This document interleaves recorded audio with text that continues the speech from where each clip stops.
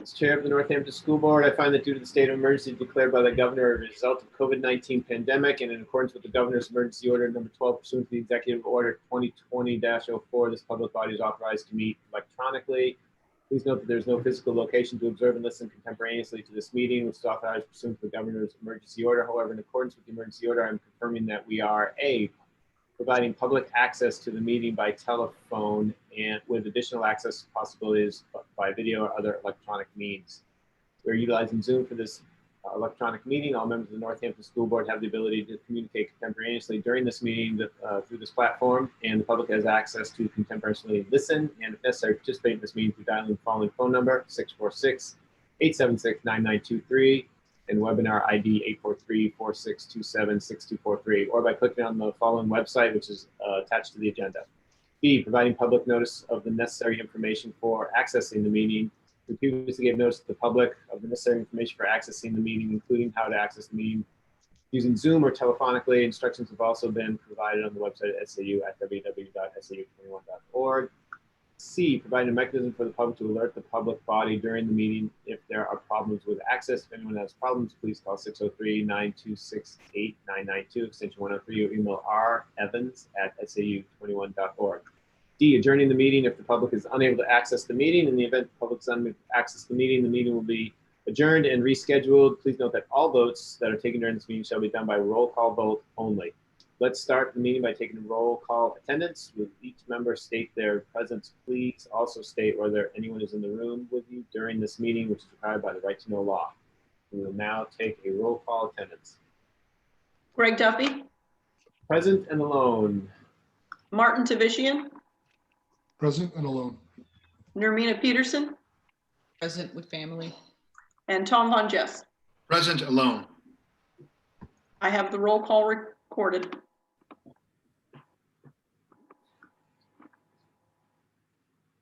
Okay, thank you, Rhonda.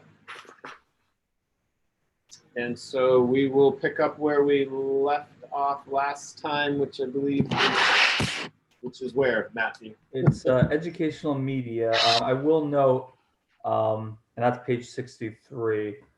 We have had 3 changes to the budget since our last meeting. We did receive our Primex not to exceed rates, or I'm sorry, we were utilizing the not to exceed rates. We received the actual rates. So those, we do have some reductions there, as well as in health insurance. We had a new hire, so we have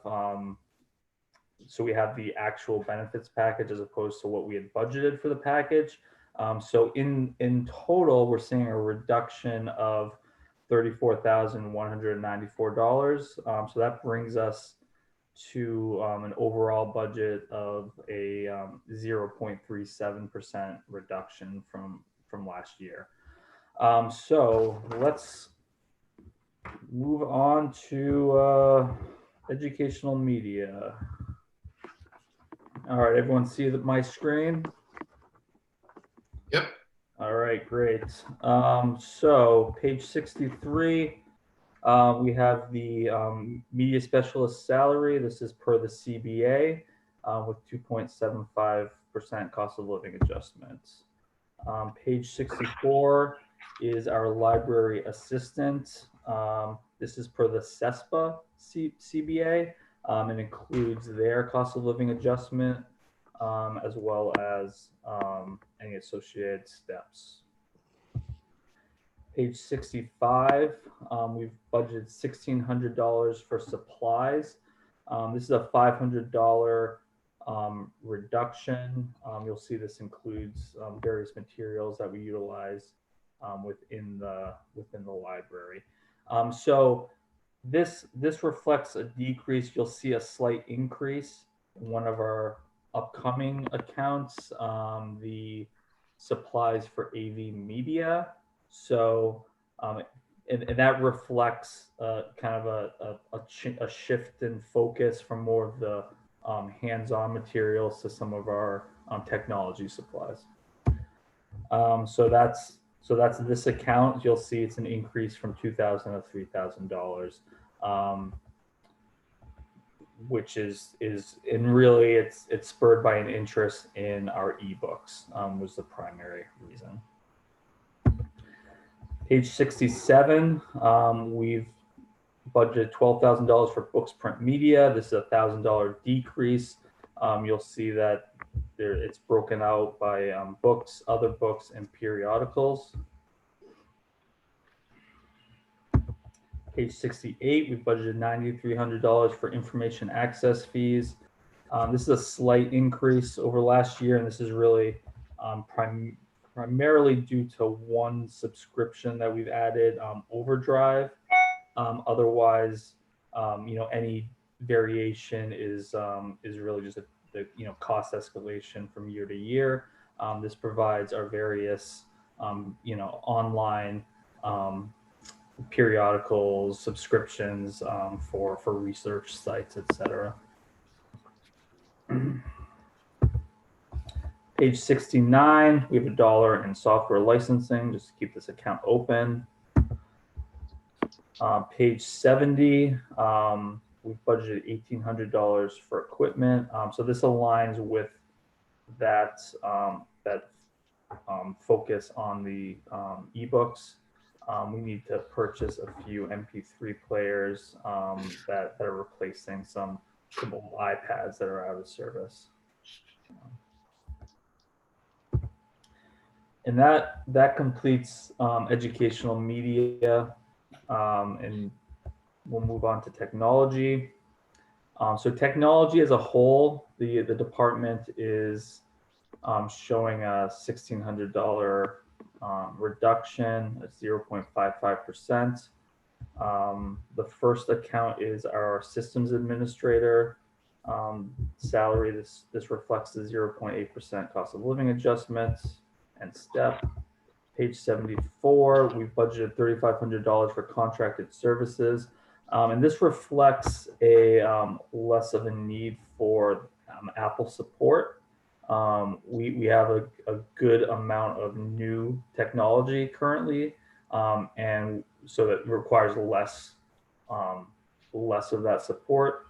Additionally, many of our product or our Mac or Apple devices include Apple Care, so it's not necessary. Page 75, we budgeted $3,500 for repair and maintenance of computers. This is similarly a $1,500 decrease again, in large part due to our newer equipment. Hey, Matt, one quick question on that. Just knowing that we're issuing, and I know this is 21, 22, but knowing that we're issuing computers out, especially for the middle school right now, and that they're probably getting harder use than they might if they were on a rack in a classroom. Do we need to anticipate higher maintenance, repair, or replacement costs? Yeah, so that's absolutely a factor, and I know Dimitri took a look at what and across the entire SAU, frankly, as far as what type of loss and damage that are books that are devices that went home incurred. So that is factored in based on the spring. That being said, it's to be determined how it's going to be, this year. Now, we have no anticipation for being remote in 2021, 22. So we're making that assumption. So this is assuming that kids are not bringing home devices.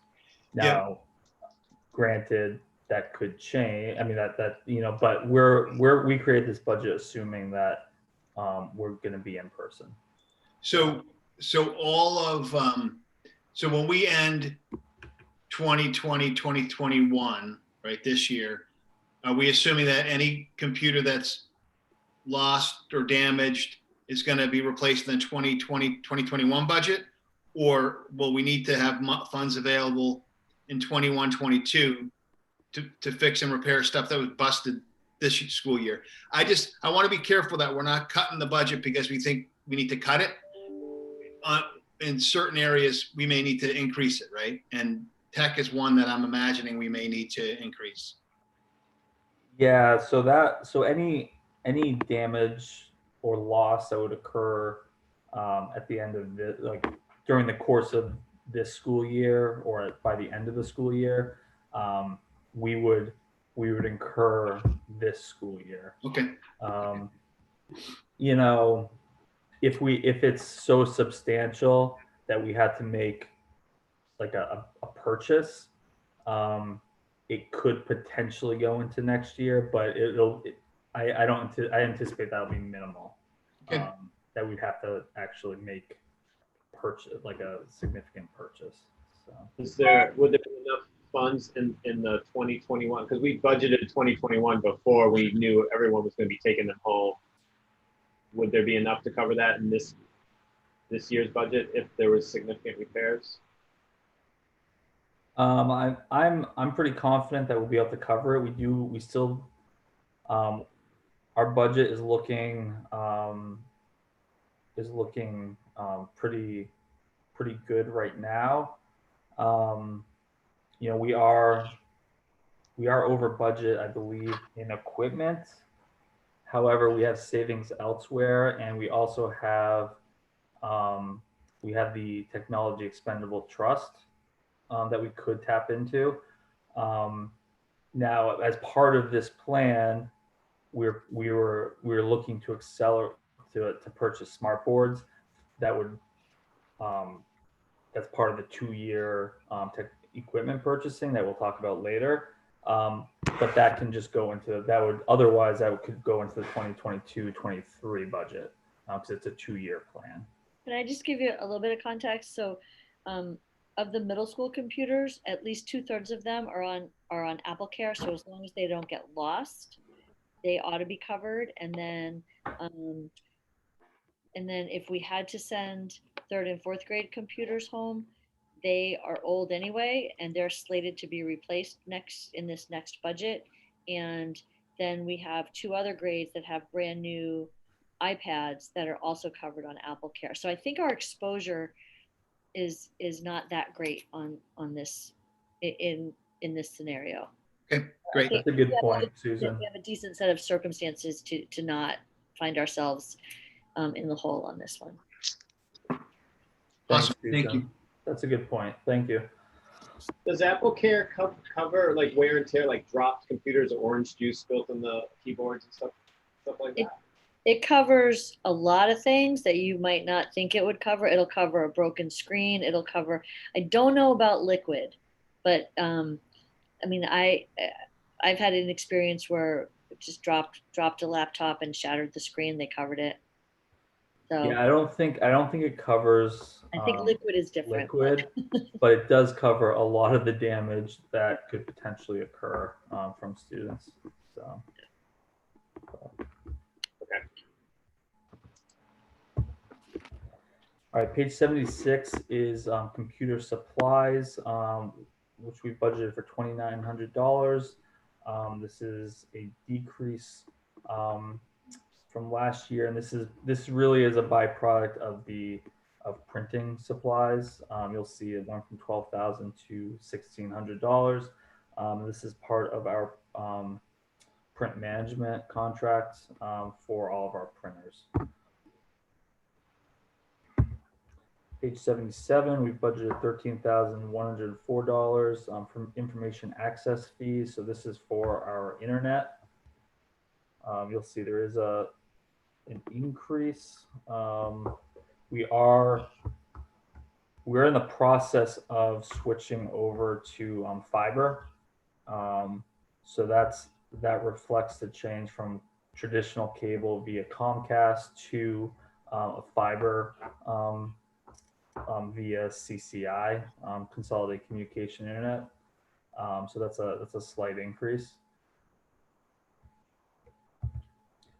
Page 78, we've budgeted $75,767 for software license and support. So this is about a $9,000 decrease.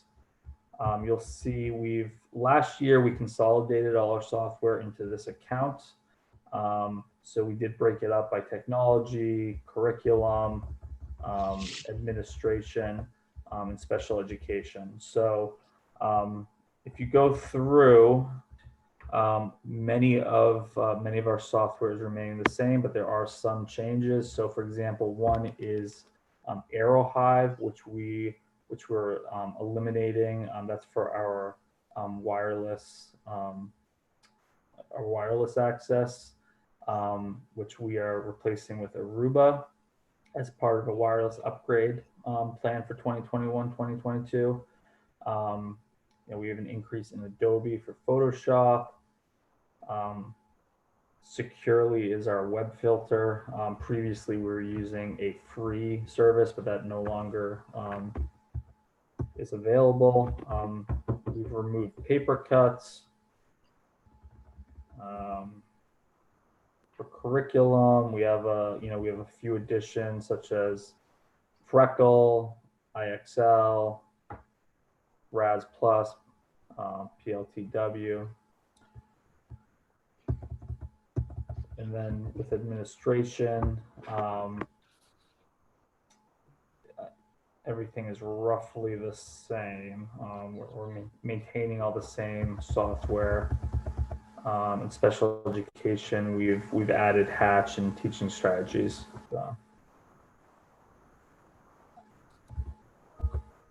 One note with Arrowhive is, so that has, those devices have reached end of life.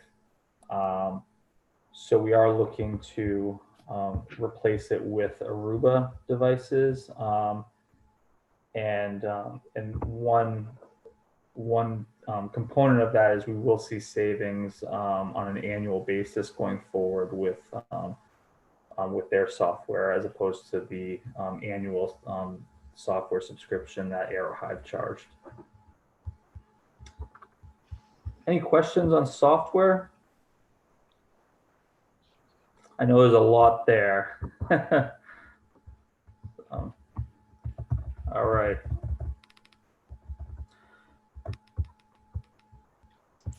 Page 80. So we had software licensing and then software as two accounts, and we consolidated them. So this will be gone next year. It makes no sense. It's essentially the same. Page 81, we've budgeted $78,214 for technology equipment. So this really represents the new technology plan. So that wireless network upgrade, this is the hardware component of it, and that would be a 5-year lease for the Aruba system. However, there's no ongoing software cost. Additionally, we have replacement cycles for our laptops. We are looking to provide the one-to-one device plan with iPads for the lower grade levels. So you'll see, instead of purchasing, we're financing them over 3 years. So that's a bit of a change from prior years. And as I had mentioned earlier, we're looking to purchase smart boards to equip all of our classrooms with those presentation devices, as well as RedCat systems, which is audio. So that's a 2-year plan. So both smart boards and RedCat. So this will be year 1 of the 2-year plan, and year 2 will be roughly the same, but we'll also look to utilize potentially from the Technology Expendable Trust to accelerate the smart board purchase. Susan, Susan or Becca, did either of you want to add to this?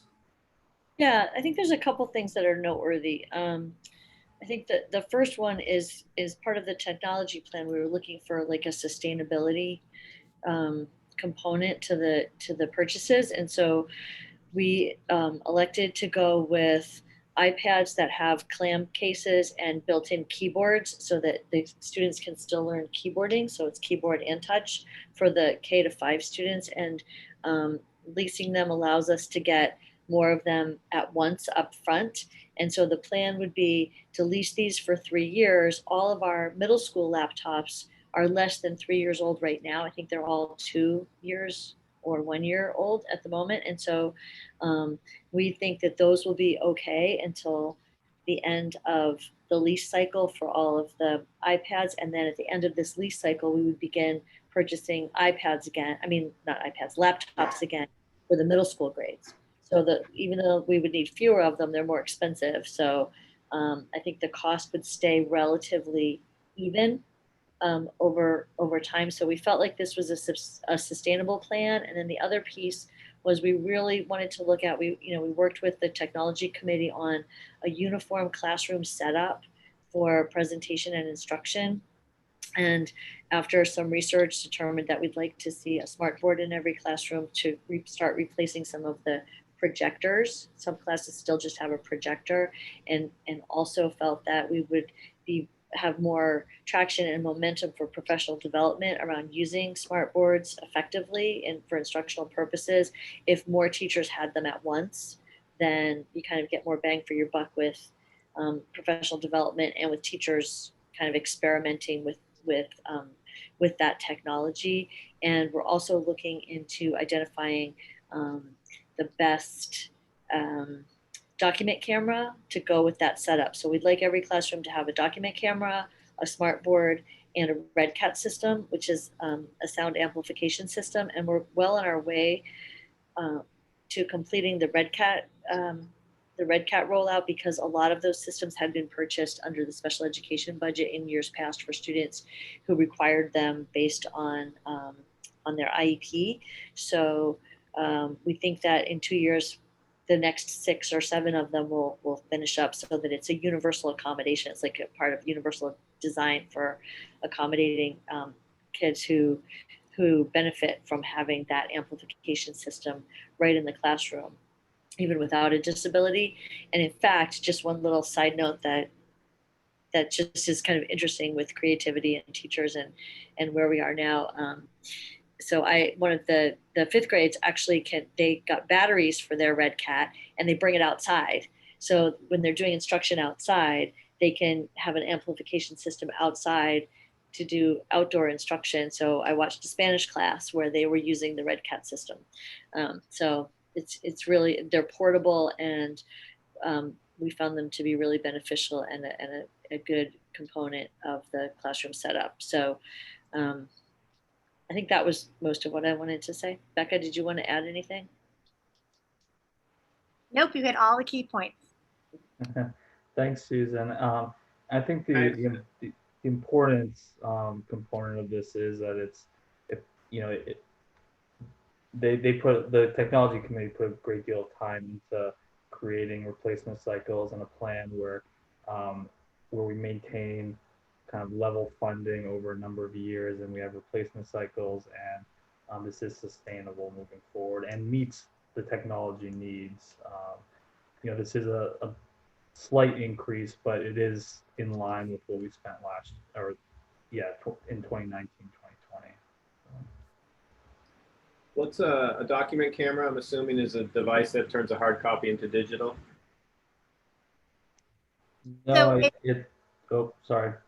Oh, so it's actually it's the camera that connects to the teacher's computer and allows them to actually be doing something on paper at their desk or with another child's work, and to broadcast it onto the larger screen of the smartboard or projector. So it allows a piece of paper and whatever you're doing on that paper to be simulcast onto the smartboard. It's an overhead projector. I was just gonna say it replaces the little film that you roll through.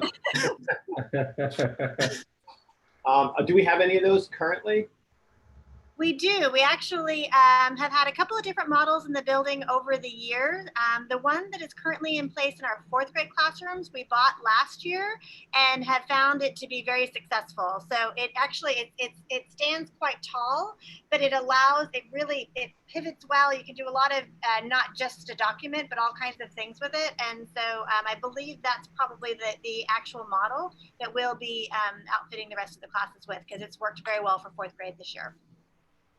Really good for demos. I know at it's used a lot in my previous life at corporate conferences to demo different products and whatever. So there's a few now, but there's no plan in this technology plan to add them. It's a future plan. It's part of the technology plan, but not part of next year's purchases. Any particular reason why not? Just as we were prioritizing, and honestly, I'm also hoping to use some grant funds. Okay. I think to Tom's point, it seems like technology is one of the smarter areas for us to invest in. So if we're trying to maintain a flat number, I would be in support of spending more here in a lot of areas, just based on where we are. And we were fortunate enough to invest at a time when we didn't necessarily have to, and it turned out to be really, really great investment because it really satisfied where we are right now. Not anticipating the end of the world, but I think this is an area to make sense to invest in. The other thing, I'm sorry, the other thing that we were thinking in terms of the sustainability piece is, so if you look at the chart, the cases and keyboards are a one-time expenditure for the iPads. So I think we thought we'd use that $10,000 each year in the next 2 years to get things like the document cameras and whatever we couldn't fit into this budget. That was our thinking, but we're certainly open to the discussion. Yeah, so I'm going to share all this, and I love the thinking, and I like the creativity of using iPads with keyboards that kids are keying. When I look at this, I actually think we may need to invest more here as well, or at least plan to put money into the trust, because by the time you get through the 3 years of those iPads coming in, I'm guessing that you're going to need to start again replacing the first years, because they're pretty heavy use over time, right? So I would think that that's going to be a 3-year loop on the iPads. I also don't think that the cases are going to be a one-time cost. They're going to get banged up and need to be replaced over time as well. When I look at like the laptop cycles, only seeing 5 for new staff were being replaced. You get whatever 20 odd teachers, and then you've got other administrative staff. Probably a third of them a year should be replaced, and we're talking about replacing 5 when there's probably 35 or 40 issued out there. And then the same thing with the kids' laptops. I understand we don't need to replace any of them now, and I respect the fact that you're being really disciplined in your approach, but I think you probably need them in a year or two, and it's not going to be at the end of the iPads and then we're replacing one with the other. I think they're going to run side by side. So whether to keep this relatively flat, and so we don't have these big swings, in a couple of years from now, Matt, I look to you to say, do we put money into the trust, or how do we handle this so we don't have swings? Because I think we're going to have swings. Or do we invest in some of these other areas like Greg was talking about now? Well, you're absolutely right that, there's going to be, we have with the replacement cycles, we're going to have to replace laptops. But that's where the technology comes into play. Like, so yes, there will be a constant, replacement cycle for the iPads or the laptops, but many of these are one-time costs. So like the smart boards, that's fallen off. The red cats are falling off at the point where you need to make an investment in the laptops. I think we're working on a 5 or 6 year laptop replacement cycle for those Apples. I think it was 5, right, Susan? So it could be, I think they're only two, I think the middle school ones are only 2 years old. The oldest ones are will only be 2 years old at the end of this year. Mhm. But I mean, we certainly could, I mean, I'll review it and make sure that the replacement cycle they align as far as the equipment and then the laptops. I mean, and again, that's based on five, our assumptions. So that's 5 year lifespan or 6 year. I think it was 5, but it's the intent of the technology plan was to do just that, is to eliminate the variances. So we're expecting to budget, in around 78,000 every year going forward. Okay. That's the intent. I want to make sure, to echo Greg, I want to make sure that we're not skinnying down here because, we feel like we need to tighten our belts, and then all of a sudden we're not able to, come through in future years because we got too tight this year. I'd rather, do what you need to do to keep this rolling. I'll touch base with Susan, Dimitri, back on the team to see if there's any additional needs. But I mean, I think this is one area where we have not we've asked for what we need. I don't feel like there's been we really cut any corners, but if there's something, we'll have an offline discussion, see if there's anything that we want to accelerate. But I think this is a pretty well-funded account, and I don't, as I recall in our conversations, there wasn't anything that we were skimping on, I guess. the only thing that I will say that we got a little bit ahead on because of the pandemic was we bought 40 new iPads with cases and keyboards for this school year. So when we originally were working on this plan, our original proposal was to lease 150 iPads with keyboards and cases, and we cut it back to 100 because we had just purchased 40 this year. So I think that was like a bit of a savings over the original proposal from last June, because we started working on this last year. Okay. Thank you. We'll take another look and come back next at the next budget meeting with any recommended changes. So thank you though for the support, because I mean I agree, technology is very important. Yeah, it's inherently an expensive category, so 78 is the number this year. It could be 100 next year. Yeah. So page 82, we've level funded our training at 5,200, so that reflects conferences and trainings for our team. And that completes technology. So on to Board of Education. The district officer salaries are level funded at $13,980. Page 85, we've level funded our legal account at $14,000. We had discussed this a little bit the last meeting. This is a somewhat volatile account. However, we feel pretty comfortable with, as comfortable as you can, with this this number. Page 86, $7,900 is level funded for our audits. This is for our 5-year agreement with Plodzik and Sanderson. They conduct our annual audit.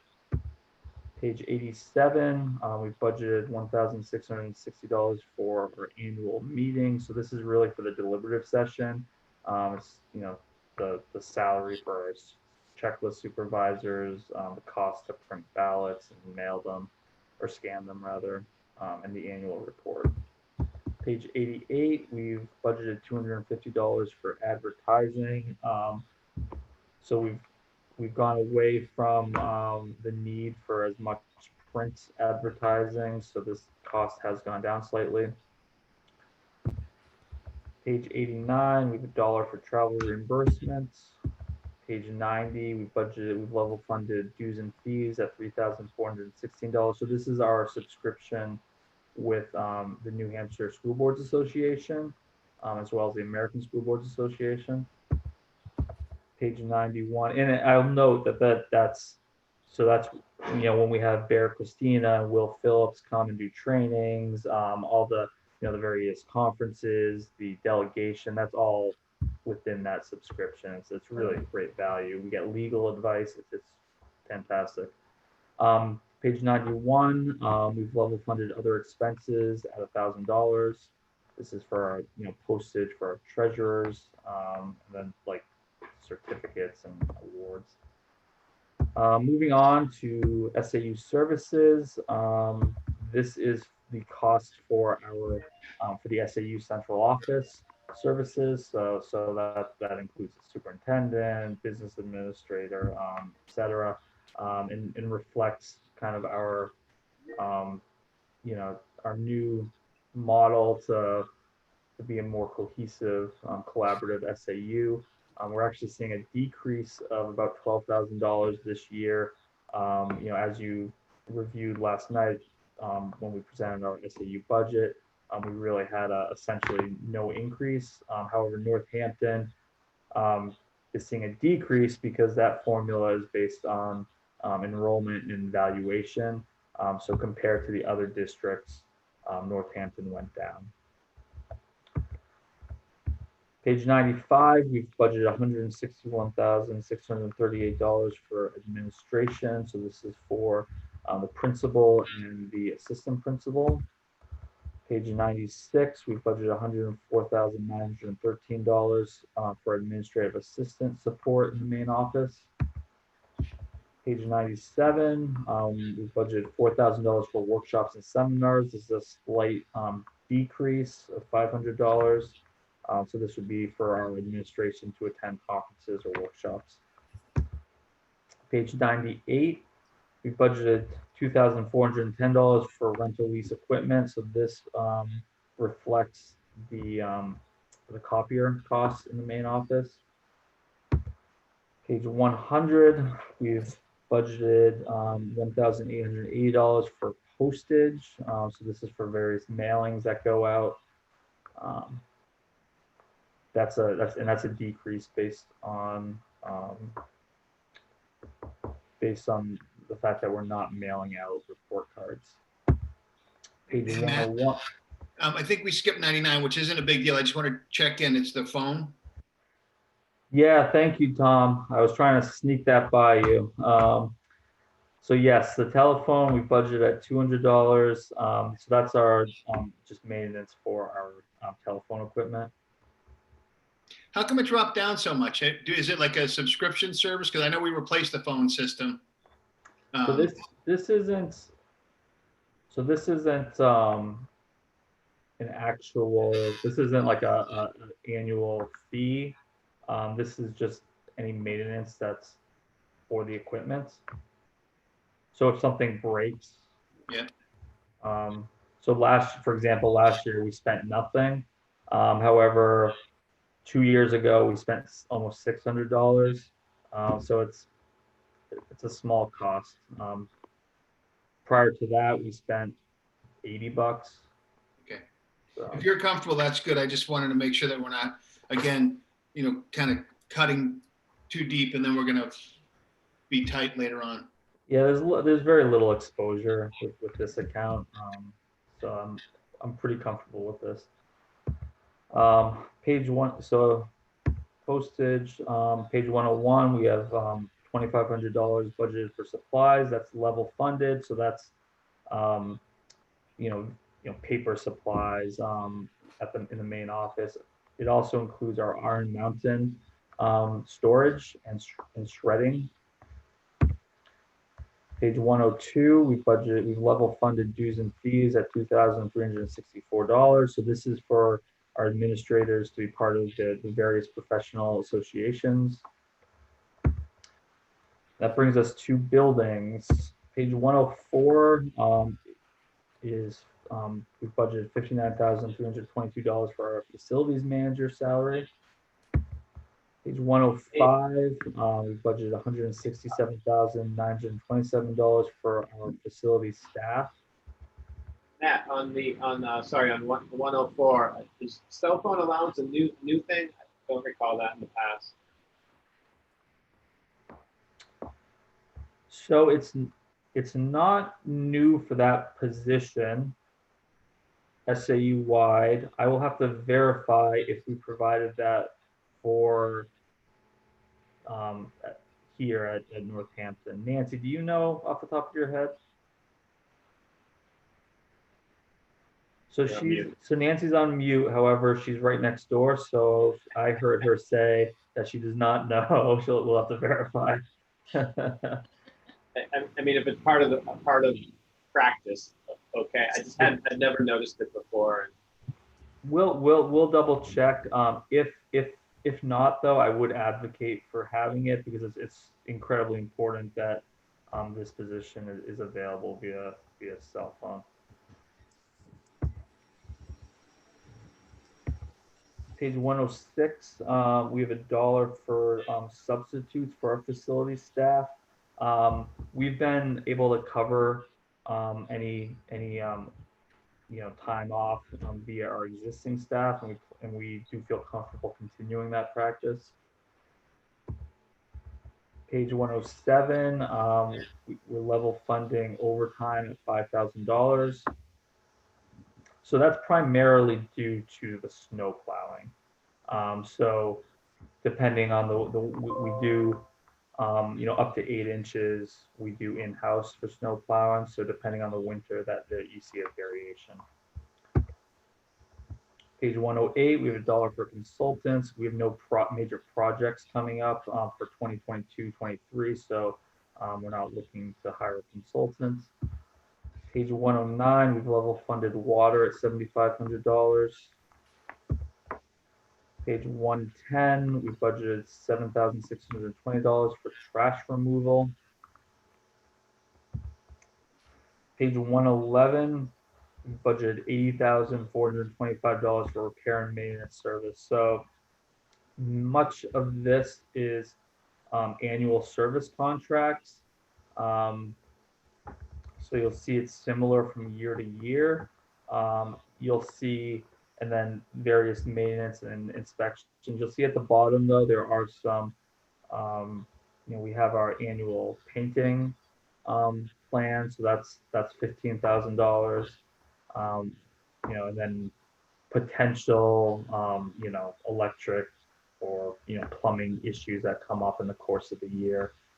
We've maintained at $15,000. So just give you a moment to look at that screen before I move on. Are we going to paint less this year or 2021, 22? Because isn't it like a rotation where we do a certain number of runs a year? Yeah. So we were, I think we were able to get a little bit more done. John explained this to me. He it's roughly the same every year, Tom, but he actually felt like we could decrease it because we had gone, we were able to do some in-house painting more so than what he'd expected last year, is what I understand. So because the school was empty and there were no kids in it? That's probably the reason. I don't recall that as the reason given. He just said that. I mean, I'm just saying if we've got kids back in school and this needs to be done in the summer, and we have a kind of a normal cadence that we go, unless we think we're going to painting contractors are going to go down in price. There's only two things here: either we think that it's going to go down in price, or we're going to do less work. I just want to make sure that we're not. It's less. We don't think the price is going to go down. It's less. So. Okay. We're good but with it's that. What's needed. So I can verify with John or Stu that that's the right number, but as I recall, it was the scope was less than previous years. Okay. So. Page 112, we've level funded insurance at $28,115. That's one of the changes that came in, Matt. Right. So they provided not to exceed rate. However, there was actually no increase when we got the rate. Page 113, we budgeted $25,500 for supplies. So this is a $1,000 increase, and that is due to our plumbing supplies. We know that our automation flushers are now 6 years old, and they will need to be start to be replaced. So that reflects that increase. Page 114, we budgeted $51,334 for electricity. Oops. Hey, Matt, question for you on things like the automatic flushers. Do we just replace those before they break, just based on the cycle, or do we inventory them and wait for them to break and then replace them? So I will have to verify on the automated flushers. I don't know the answer on that, whether it's a replacement cycle or if it's as needed on that item. So for electricity, we've budgeted $51,334. This reflects a decrease based on a new contract, SAU-wide contract that we signed at a lower rate. Nice job, Matt. Thank you. Page 115, we've budgeted $1,400 for bottled gas. So this is for the propane at the greenhouse. Page 116, we budgeted $35,000 for heating fuels. So this is our natural gas contract to heat the building. And I will note that this is an estimate. We were hoping to have better data, a full year because last year would have been the first full year with the new system. However, obviously we went remote, so it's the data is not perfect, but we did consult with our with some energy experts, and we're guessing or we're estimating 35 based on last year's consumption on the months that we utilized, and then our rate, obviously. And are they able to give us a comp to what it costs for heating fuels versus what it used to cost when we were running oil? I could see if I could calculate what that cost would have been.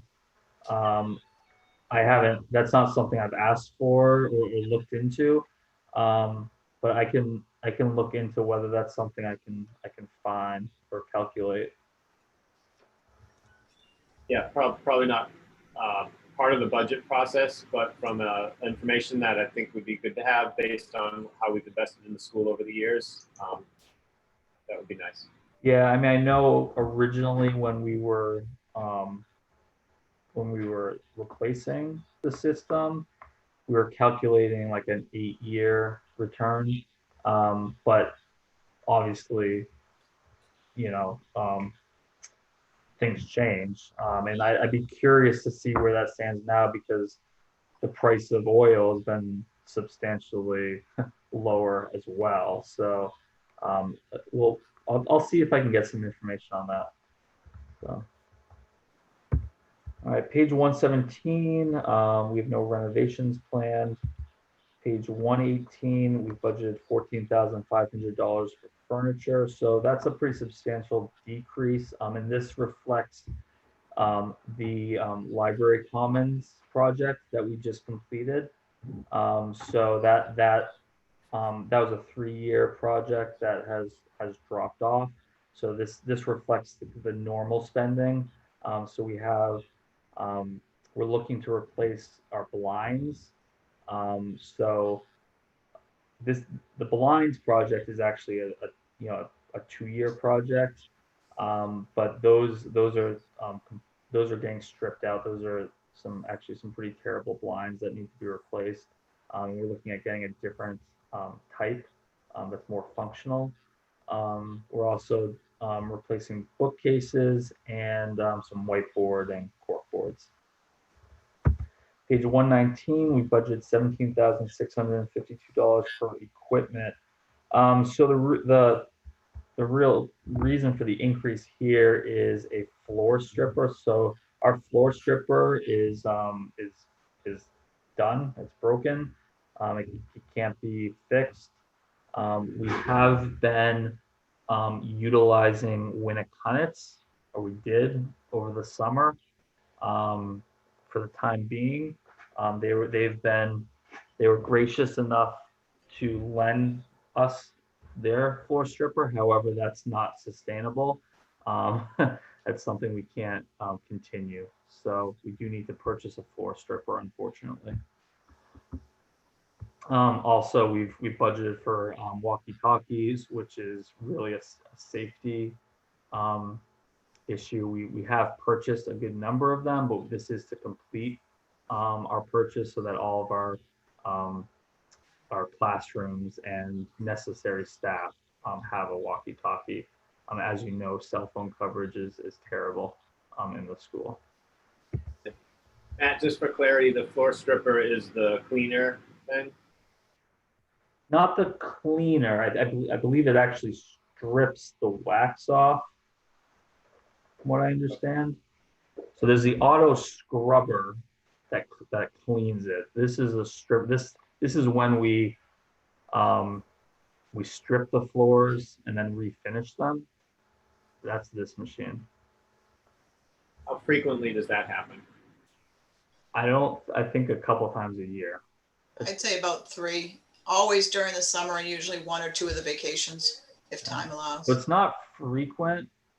It's just we can't be all the schools are doing it essentially at the same time. We were able to do it this summer because we were able to borrow Winnicott because we had schools were essentially empty, and over the summer you had a little more flexibility, but we wouldn't be able to do that as much during school vacations during the school year. You wonder about renting one, Greg? Yeah, I was just gonna say for $12,000 is for 3 times a year. Is that a rentable item? We can look into it. I'll look at some options. I understand why sharing, when you're trying to get it in the week of vacation, that becomes challenging. Summer sharing should be easier, obviously. Right. Yeah, we'll look into that and see what the cost is and what that entails. All right, page 122. We've level funded snow removal at $12,000. We're expecting the same winter in 2021-22. Page 123, we've budgeted $7,600 for lawn care. So this is really our consists of our mowings. Page 124, we budgeted $17,050 for grounds repair and maintenance. There's really nothing new here. It's really just cost escalation. You'll see playground. We do have some. We do anticipate some playground repairs increasing. The softball, baseball field infield mix. That price has gone up.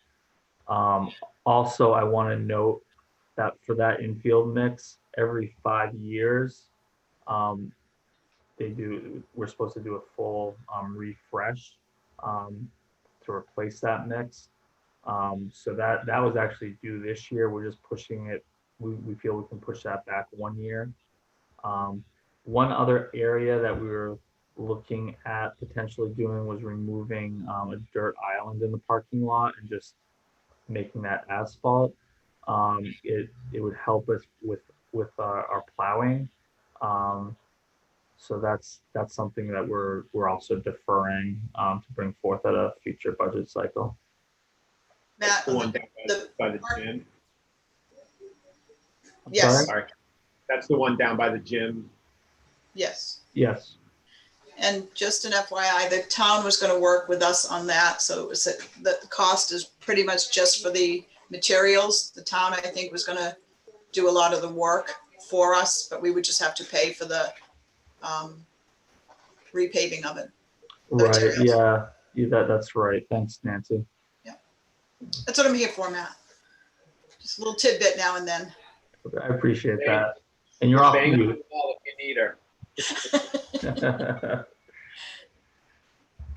All right, page 126, we've level funded vehicle expenses at $600. Page 127, we've budgeted $12,670. This is for our truck lease. And when I say lease, you all know it's financing. So we own the truck after the 3 years. Page 129. It's a funky process that maybe at some point you just explain to Martin and Normina, because it's not obvious. Yes, absolutely. So hopefully we'll all get in person and we can kind of go over some of these little idiosyncrasies in more depth. But yeah, Martin and Nermina, we with municipal purchasing, it's referred to as leasing. So it's not, you don't turn it in. It's essentially a financing. So you're paying. It's a lease to own essentially, and sometimes there's a dollar buyout. But in this case, it's just we own it after that 3-year payment plan. Page 129, we have our transportation contract with First Students at $443,000. That's our regular routes. On page 130, we have our special education transportation. You'll see that this is a decline to $17,170. And again, this is based on student need. And just like all of our special education costs, it's subject to change based on, new move-ins or different student need. Page 131, we've level funded our athletic transportation at $5,000. Page 132, we've level funded our field trip transportation at $17,500. So I will note that, as you recall, we did add a trip for this for this coming year. However, we do feel that this can be based on actual history. Granted, last year doesn't reflect it, but we do feel that this will cover our transportation for field trips. Page 133, we have $1 for other transportation. That would be for, if we had a McKinney-Vento, like a homeless or foster students. So page 135 is our principal payments for our building bond. That's 120,000. On 136 is our interest payment on that bond payment of bond issuance of $16,853. We've included the payment schedule. And then we move into benefits. Page 138 is our health insurance.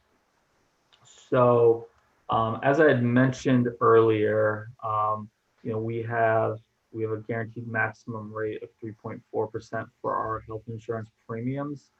This is a pretty modest increase, thankfully. Additionally, this is reflective of plan changes due to staffing changes, which did work in our favor this year.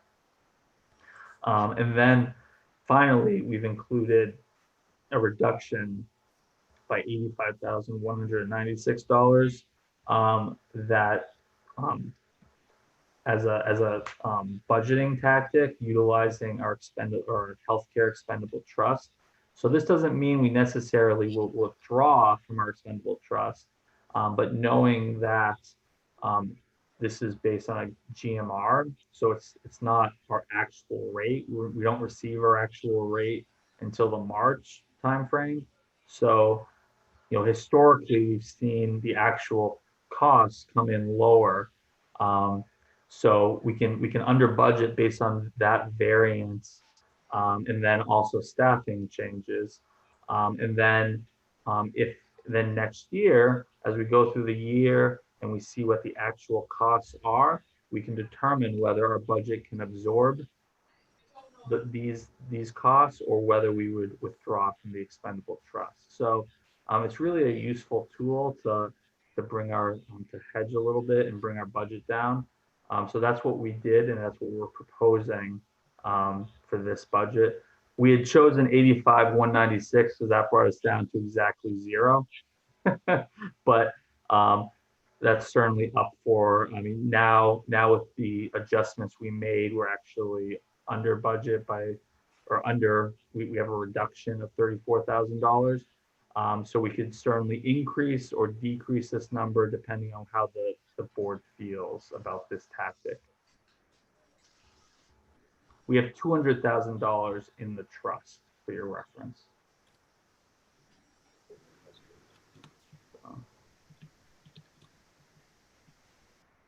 All right, well, if it's something to think about, and we can certainly discuss again. So we'll at the next board meeting, but right now we'll maintain that amount. Page 141, we've budgeted $30,278 for our dental insurance. Matt, can I ask a question? Yes. So on page 139, the cost of the health insurance plans, Yes. is that that's the employer cost? That's the employer cost. So you'll see like 0.79, that represents 79%. 0.96 is 96%. So that's a driver plan. So we want to try that. That's a low cost plan. So we try to drive people into that plan with a very low employee portion. And it ends up costing us a lot less. And then 89% for the Luminos. That's the high deductible plan. So. Great, thank you. You're welcome. So, I mean, and just, I guess I might as well go into a little more detail here. So you'll see those are the actual numbers of people in the plans on to the right of that column. And then and then it outlines single person, 2-person, family, the health savings account. So that's an HSA that's associated with the Luminos plan. So that's a contribution from the employer into their HSA. And then there's the waivers, and the waivers represent if you opt out of health insurance, there's a benefit stipend that the employee receives. All right, page 142, we budgeted $6,302 for life insurance. Page 143, we budgeted $17,996 is our long-term disability insurance. Page 144, we budgeted $391,908. This is for FICA, the employer contribution. Page 145, we budgeted $872,290 for retirement. So I had mentioned this last meeting.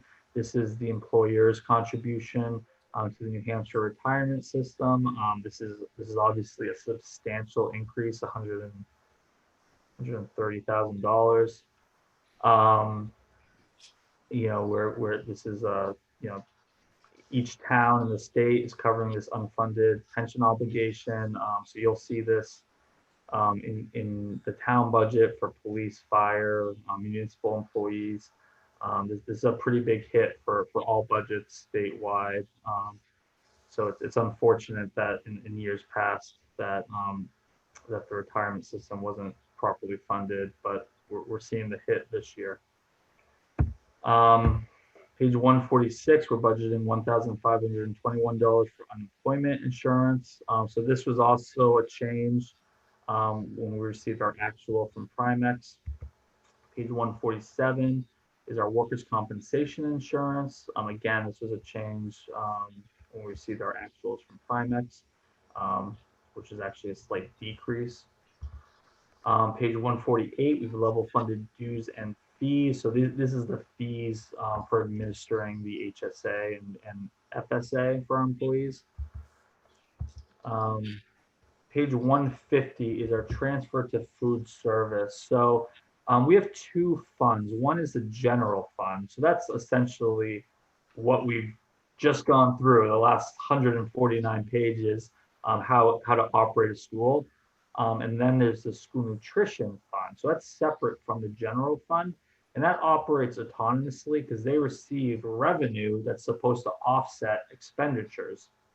Now, many districts don't, there's a deficit, and particularly with Northampton not having a very high free and reduced population, we typically see a deficit in our food service program. So this is a transfer from the general fund into the school nutrition fund.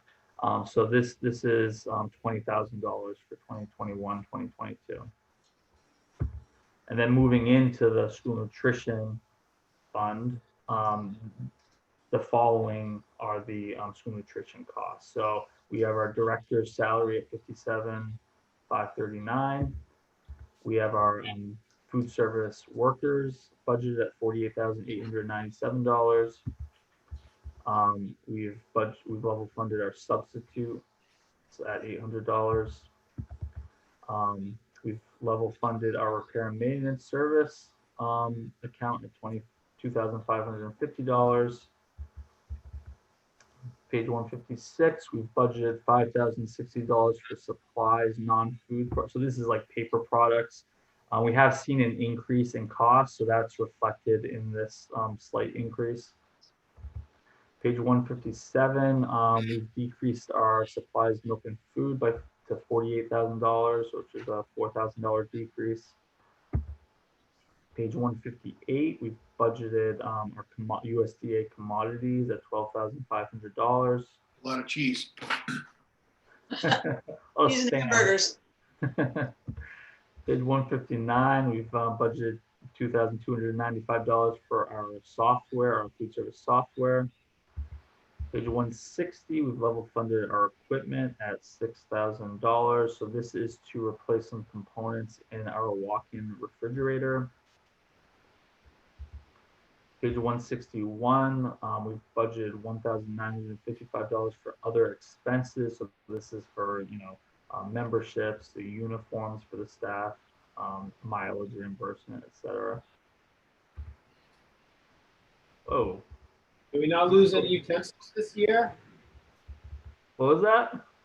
Did we not lose any utensils this year? I see no line item for replacing all the accidentally recycled utensils from last year's initiative.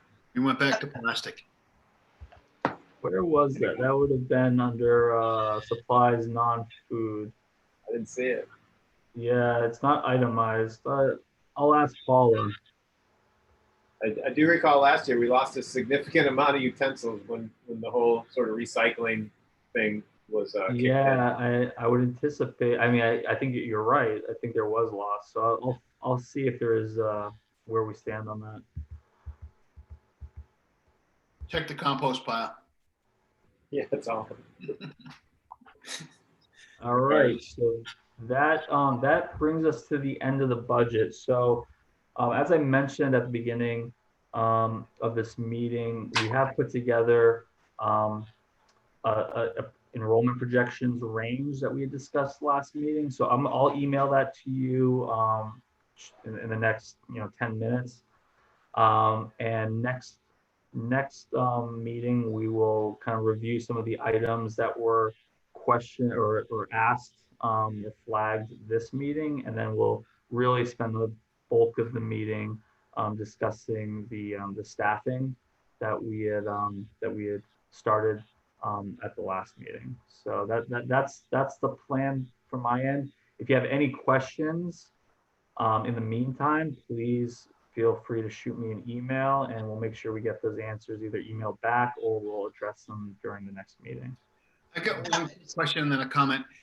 Matt, you might have done this already, but kind of the school's website, was that under technology or where did that land? Because I think some of the communication stuff, kind of refreshing the website, making sure that we're publishing to it. I want to just make sure that the school has what they need to use that tool for for communication, especially with the board goals that we have. Yeah, so the website is Campus Suite, and that would be under the technology account. I think it's under software. It Okay. is. Okay, Yeah. I just want to make sure that we're maintaining that and that we have all the resources we need there. Yeah, Carly has very graciously taken over that as part of her responsibilities as tech integrator. And so we tend to send her things and she updates them. So we've been putting a lot more into that, actually, thinking especially about communicating with the community in the current situation. So not to go crazy here, but I would encourage you and Susan to think about whether or not that position, depending on how much extra work it is, deserves a stipend. I'm not saying that it should, but I'm just putting it out there. A lot of times when we have teachers doing extra work, we provide them with a stipend. And if Carly's doing that, or if that's expected, then we may want to think about that too. And then my comment, Matt, for our next meeting, nothing to respond to now, is my opinion. This is my personal opinion. If the administration presents a staffing plan that deviates from the school board recommendations or the school board policy for class size in any grade, there should be a conversation about why the policy is no longer valid or it should align with the policy. So if we're gonna staff outside the policy, we should change the policy, or have a reason that this is a 1-year change. We think it's going to happen the next year. We want to make sure we're not, swinging too hard with replacing staff. If there's a reason because something else is going to happen next year, I'm okay with that too. But I just want to make sure that we have solid rationale for any recommendation. Yeah. Thanks, Tom. Just to tag on to that a little bit, as far as policy goes, those policies are pretty deeply vetted. So I would so while that's an option, that's a much larger ask. So just keep that in mind when you're thinking about classroom sizing. Yeah, I can't imagine that there's any case to change the policies. I was more trying to align the conversation around getting inside the policies, right? Yeah, I think, you're absolutely right. I will note that we've been outside the policy in numerous occasions in the past. Sometimes it's just a math equation because you're going to be based on the number of teachers and it's just impossible to fall within that policy. But point well taken. We absolutely need to have a rationale for whatever decision that we make when it comes to the staffing. Yeah, and you're right. There's going to be times, you have one kid that leaves and one student that leaves and it changes it a little bit. So you're outside in a class, but 3 classes of 13 when you can do 2 of 19, that math doesn't work, right? Agreed. And then Matt, I know we don't have a lot of visibility to this, but every year we kind of get a little bit of a projection around potential retirees. And so I would just ask if you could bring those thoughts to the table as well. That's a great point. Yeah, we can. We'll have a discussion with Susan and see if there's been any talk. If there have, we know that they're not required until December 1st. December 1st is the date, but oftentimes we will, the principal will have a discussion with employees, and we may have some visibility into that. I don't know of any, but I haven't had that discussion with Susan, so we'll make sure we talk offline. So I have 2 comments if I could. The pages at the end of your presentation that were all messed up, that was the long-term maintenance, the 2 sheets of the long-term maintenance. That's what got messed up in your display. They should be in, if people don't have them, we can resend them. Of course, we're not moving anything forward, but it just provides information of what we would have done this year had we brought them forward. I don't know if you can see them in anybody else's file. Thanks. We have them in the hard copies. Thanks, Nancy. That's actually a great point because that good reason to have the hard copies. Yay! Thank you, Nancy. For the one page. 2 pages, 2 pages. Oh, I So can- actually, Four but lines on the second page. that's an important page though, because I almost totally skipped it.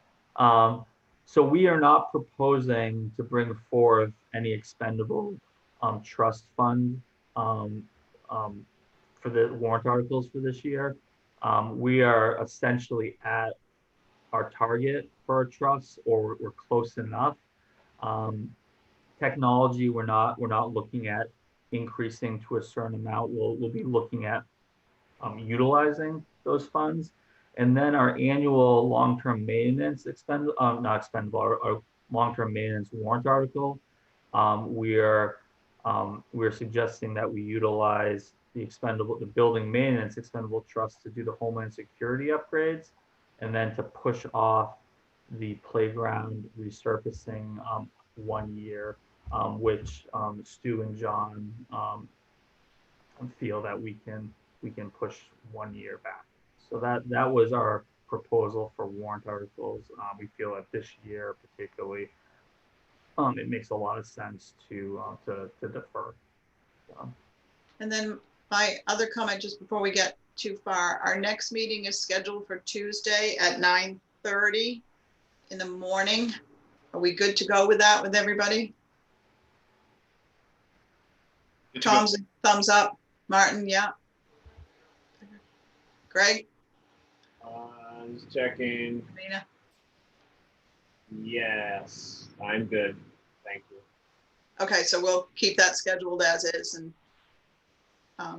I had like 4 or 5 accounts that we had to go back to, Matt. You know, staffing was one, and then just a couple others, so. All right. And Romina, take good notes because you're going to the budget committee on November 2nd. Yes, I have that noted. I will take good notes. Sorry, I bailed out on you. I Yeah, tried. nice one, Tom. I asked if they could change the meeting, and they couldn't. And I was already scheduled to be out of state, so Tag, you're it. I signed up for this, so here you go. All right, thank you, everybody. Do we have a motion to adjourn? Motion to adjourn. I second. All right, I'll mark it unanimous. Thank you, Rhonda. Bye. Have a good day, everyone. Thank you.